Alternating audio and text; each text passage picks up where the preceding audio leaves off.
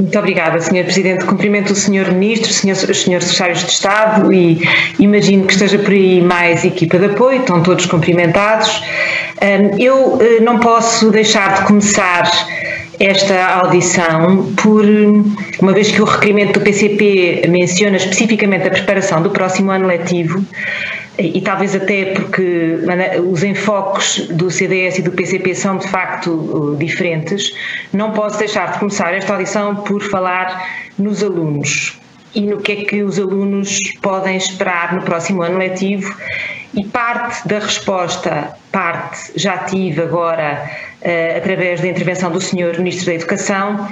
Eu estou particularmente preocupada, aliás tenho manifestado ao longo destas audições deste ano, com o plano de recuperação das aprendizagens depois de muitos períodos de confinamento e de ausência de aulas presenciais. O Sr. Ministro já disse que ele estará para breve. Eu, não querendo ser indiscreta, mas acho que faz parte também do nosso papel, gostaria de lhe perguntar se esse breve é ainda durante a vigência deste ano letivo ou não. Gostava também de lhe perguntar se o contributo do grupo de trabalho que foi criado especificamente para fundamentar e ajudar o Ministério da Educação no desenho desse plano, o tal grupo de trabalho constituído por várias personalidades, algumas da nova SBE, que também já aqui foi falada, e que deveria terminar em abril. Aparentemente, pelo aquilo que percebo da intervenção do Sr. Ministro, terminou e foi entregue. Eu pergunto se é possível conhecer as conclusões e recomendações desse grupo de trabalho, penso que sejam públicas. E digo isto, tenho esta preocupação que coloca a cabeça na preparação do ano letivo, porque se há coisa que nós todos sabemos é que o insucesso escolar ou as dificuldades de aprendizagem, sejam elas fruto de uma proveniência de contextos desfavorecidos e, portanto, de condições de partida complexas, sejam elas fruto de processos de aprendizagem em que os alunos querem, mas não conseguem aprender aos níveis estipulados para os seus ciclos de ensino, este insucesso é cumulativo e, portanto, se não for, por assim dizer, atacado mais cedo do que mais tarde, significa que em setembro os alunos voltarão às aulas com um atraso grande e a matéria começará a ser novamente dada nos novos anos, e isso preocupa-me pela falta de consolidação e por adensar este efeito cumulativo do insucesso. E, portanto, interessa-me muito perceber o que é que vai ser feito, se há alguma coisa no verão, se só para o ano, percebendo também e pondo isso à cabeça que este tipo de insucesso e de dificuldades não se resolve nos primeiros meses do próximo ano letivo, é matéria para um tempo alargado. Depois, gostava também de falar então sobre o segundo tópico, acessório colateral a este, embora também muito importante, mas instrumental à aprendizagem, que são os professores.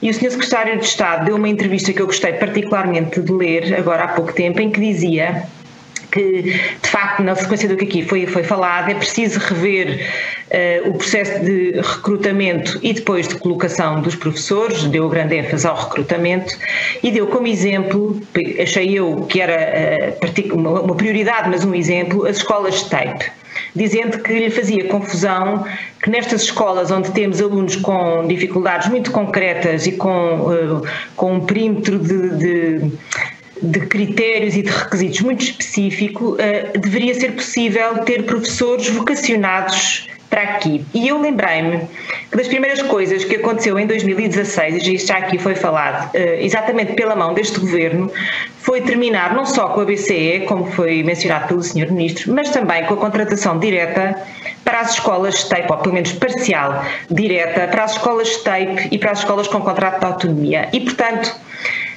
as coisas realmente são cíclicas e se calhar voltámos a esse ponto de considerar, como já era verdade no governo do PSD-CDS, que há que haver uma margem para que as escolas possam de facto enquadrar os seus corpos docentes de acordo com até princípios de autonomia e flexibilidade curricular que este mesmo governo também subscreve.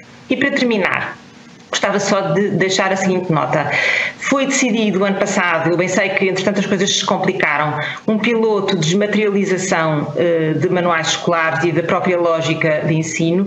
Eu gostava de saber se é possível ter um ponto de situação do que é que se aprendeu com esse piloto e qual é a expectativa de que ele venha a ser alargado ou internalizado como prática no próximo ano letivo. Muito obrigada. Muito obrigado, Sra. Deputada Ana Rita Bessa, também pelo rigoroso cumprimento do tempo atribuído. Para responder agora, o Sr. Ministro da Educação, Tiago Brandão Rodrigues. Tenha a bondade de ser Ministro. Muito obrigado, Sr. Presidente. Depois, centrando primeiro na primeira questão colocada relativamente ao plano de recuperação das aprendizagens.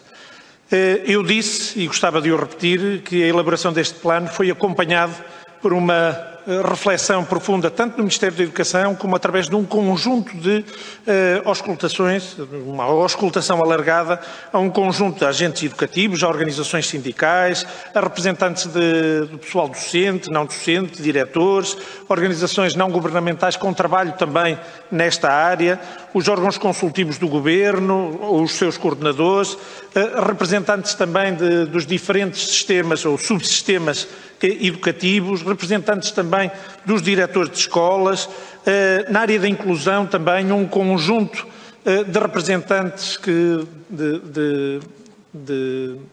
trabalham especificamente na área da inclusão, antigos governantes, especialistas da educação, responsáveis também em formação de professores. De forma importante foram ouvidos os conselhos pedagógicos das nossas escolas e através dos quais chegou-nos a informação e, no fundo, também foram ouvidos e de forma muito importante os alunos, os estudantes.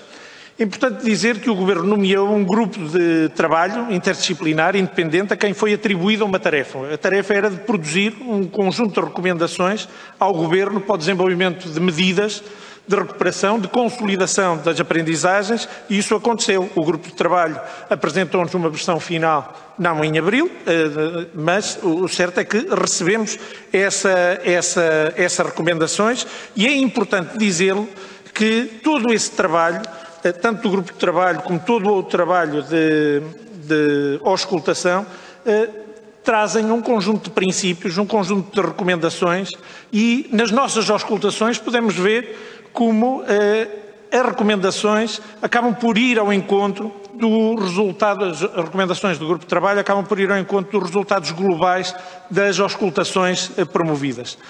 Há algo que é absolutamente consensual, a importância de confiar na escola, de confiar também nos seus profissionais, apostando-se como ingrediente absolutamente principal a autonomia das escolas, a territorialização das medidas, abordagens também integradoras do contexto em que a escola está e no qual os alunos crescem e o papel fundamental também do bem-estar para que as aprendizagens se possam dar, se possam desenvolver de forma muito significativa.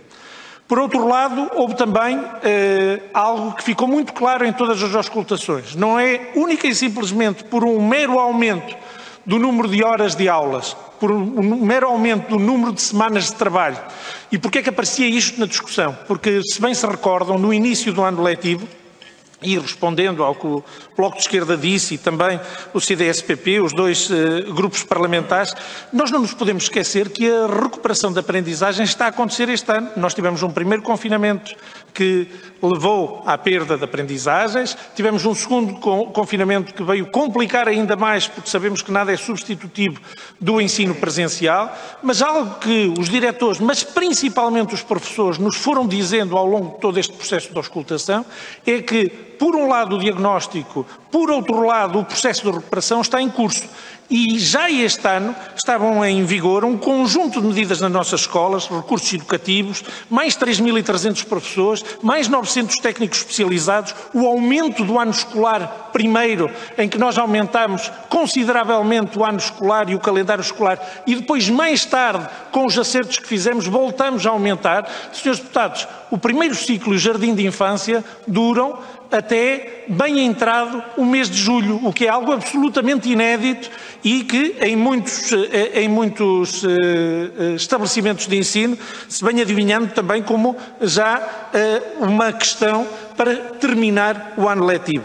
Mas existem, no fundo, um conjunto de ferramentas para que essa recuperação da aprendizagem esteja a acontecer.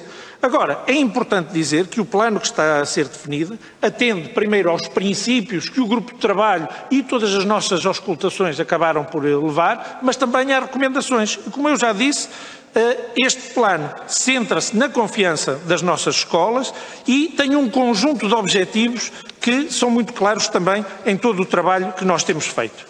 É importante recuperar competências e aquelas que estão mais afetadas. É importante também, neste contexto, poder diversificar as estratégias de ensino, é investir de forma muito considerável no bem-estar, tanto social, pessoal e emocional, tanto dos nossos trabalhadores como daqueles que andam e que aprendem nas nossas escolas, confiar no sistema educativo, poder envolver toda a comunidade educativa, capacitar, reforçando os meios e os recursos, e por isso também disse aqui que é muito importante dizer que os recursos humanos que estão alocados este ano de forma tão importante e que foram tão importantes durante os tempos de confinamento, mas também durante os tempos de recuperação das aprendizagens, e por outro lado é muito importante poder monitorizar, avaliando as medidas e os recursos que estão alocados. E isso é o mais importante que se faça, porque este ano esteve a fazer-se e nós temos que reforçar para que no programa e no plano plurianual que estamos a preparar se possa também fazer.